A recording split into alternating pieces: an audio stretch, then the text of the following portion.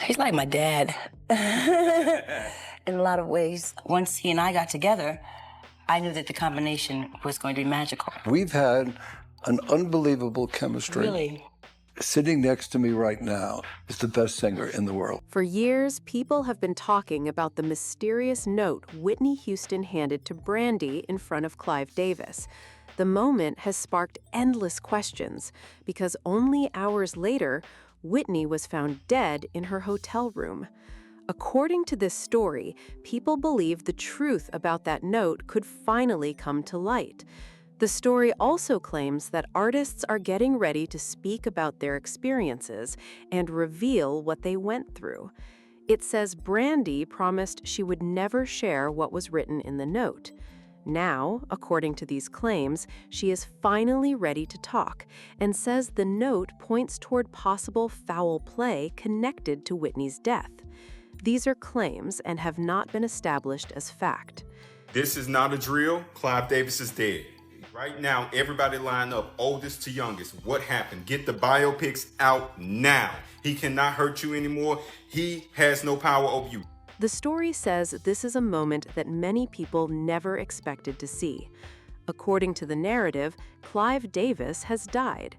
It claims a publicist confirmed that he passed away at his home in Manhattan, New York, after dealing with respiratory health problems.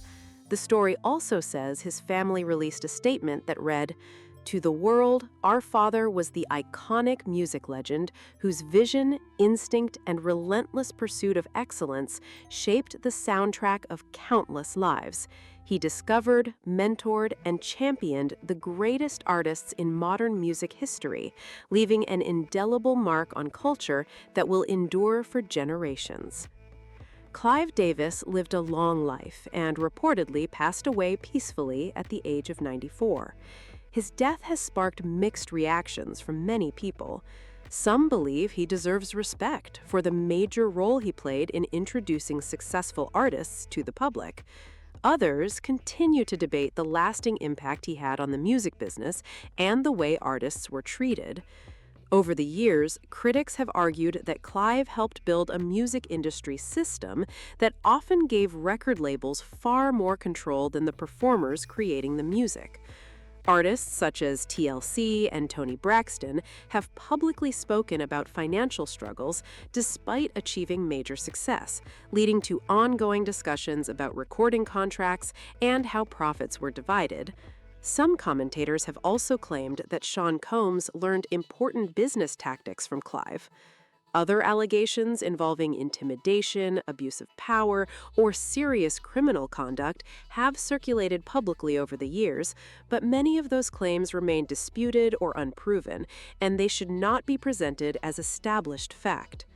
According to this story, Brandy eventually came to believe that her mentor, Whitney Houston, also experienced the darker side of the music business.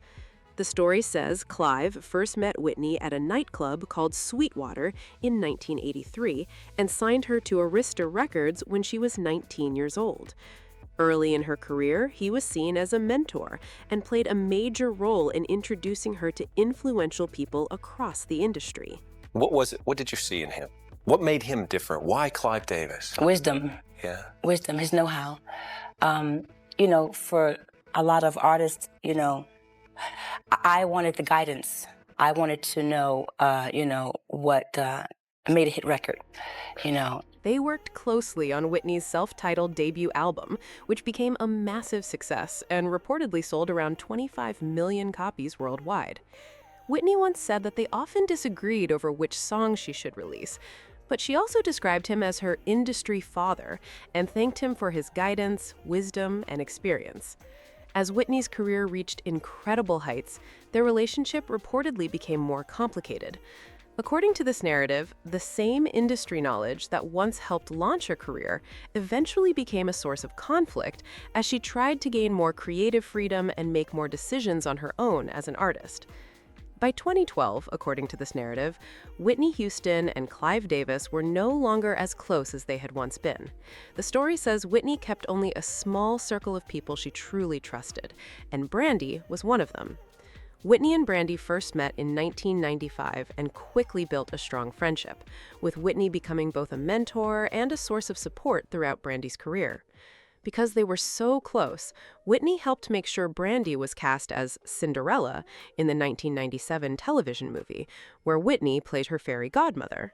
The project gave them the chance to work side by side and spend even more time together. Later, when Whitney unexpectedly walked onto the set during an interview with Brandy, Monica, and Clive Davis, many people assumed she was simply there to show support.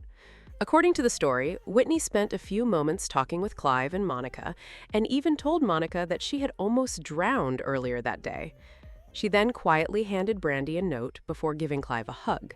The story also claims Whitney asked her daughter, Bobby Christina, to hug Clive as well, suggesting it may have been a distraction that gave Brandy enough time to read the note without drawing attention.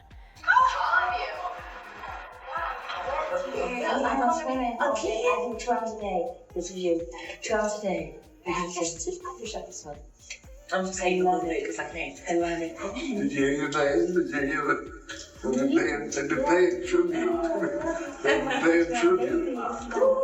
It's my dad. It's my dad. I'll see you later. I'll see you later. Mom, come see her. Come say hi to. Come say hi to your godfather. Come say hi to your goddad. After the interview ended, the story says Brandy and Whitney spoke on the phone for nearly 3 hours. Whitney died not long afterward, making Brandy one of the last people reportedly known to have spoken with her. Whitney Houston. Now, I knew you had a connection to her, but I didn't realize, and you write in the book, that shortly before her death, you had a lengthy phone call with her. I did. What was that call? It mattered so much to me because I got a chance to tell her everything I hadn't told her, just how much she inspired me, how much I loved her. Since then, many people have wondered what was written in the note and why Whitney felt it was so important to deliver it in person. Brandy has publicly said she wanted to keep the contents of the note private. According to this narrative, she only shared that Whitney promised she was going to get better before her death. The claim that Brandy later decided to reveal more because of news about Clive Davis is part of the story being told and has not been established as fact. According to this narrative, Brandy stayed silent for years because she feared possible professional consequences if she spoke publicly.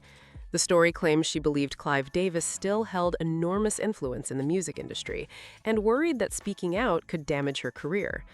Those claims have not been established as fact. When Brandy gave the interview in 2012, she and Monica were working together again and preparing to release their collaboration, It Belongs to Me. At the time, Monica reportedly continued to have a strong professional relationship with Clive Davis. According to the story, she wanted his support before moving forward with the project alongside Brandy.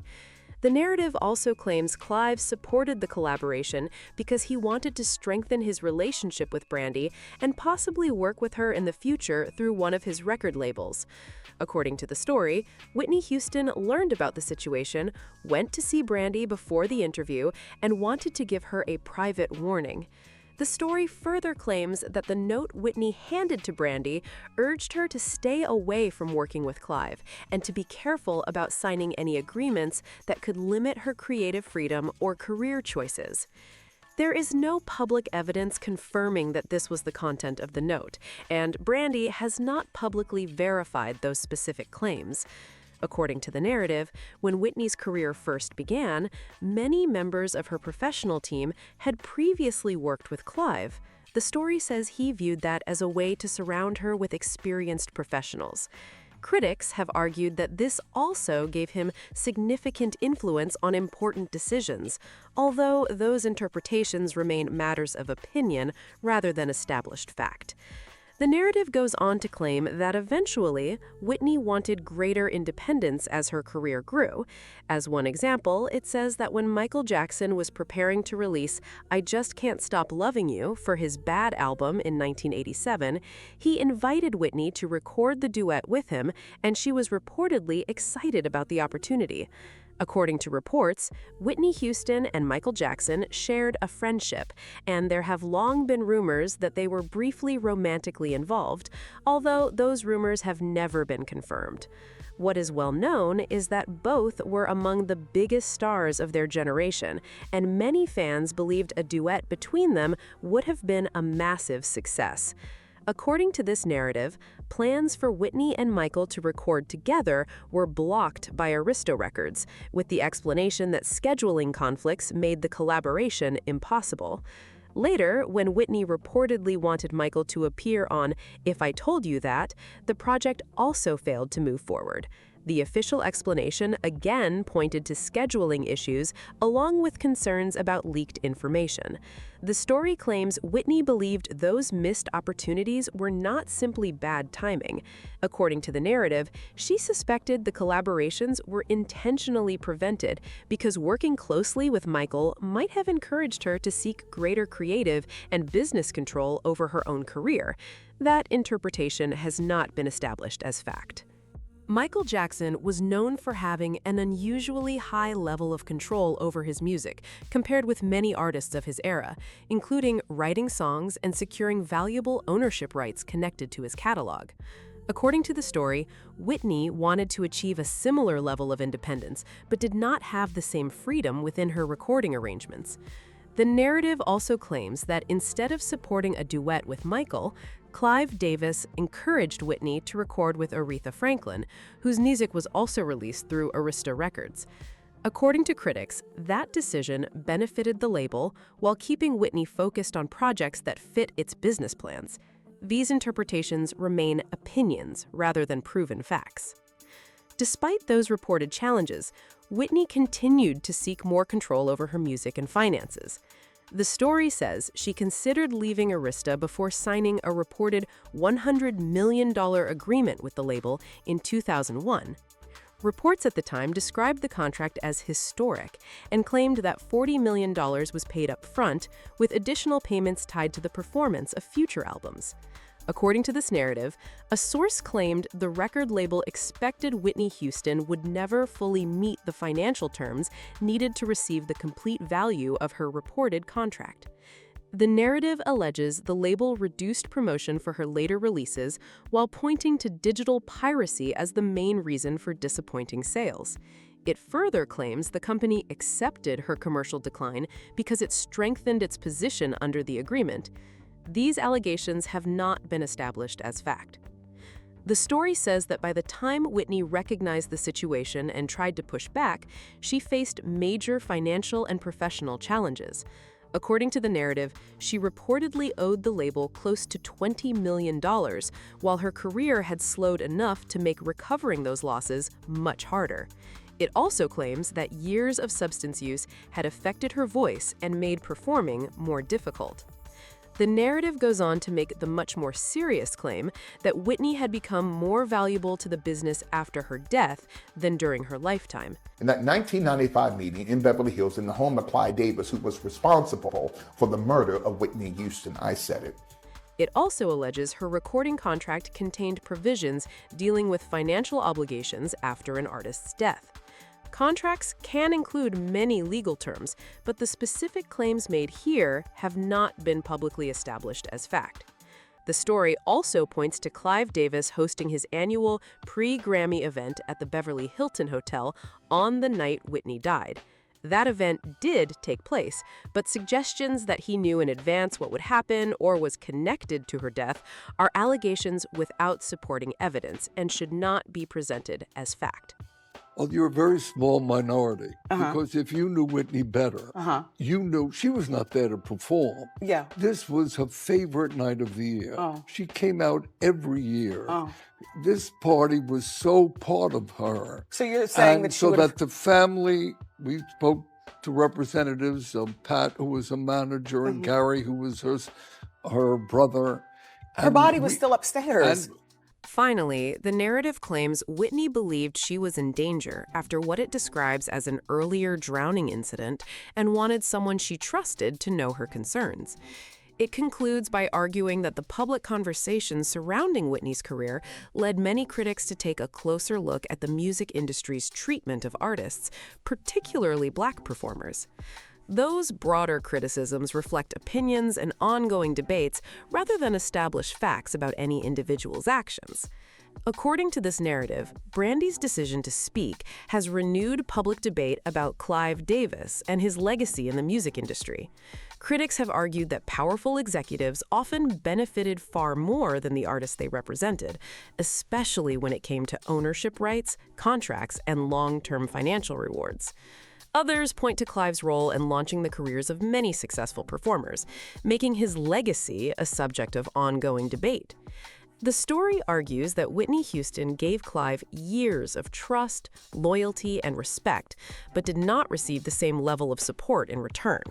It also claims he tried to limit her creative freedom and maintain control over key parts of her career. Those are allegations and opinions that remain disputed and should not be treated as established fact. What do you think about these claims and the questions surrounding Whitney's career and legacy? Share your thoughts in the comments.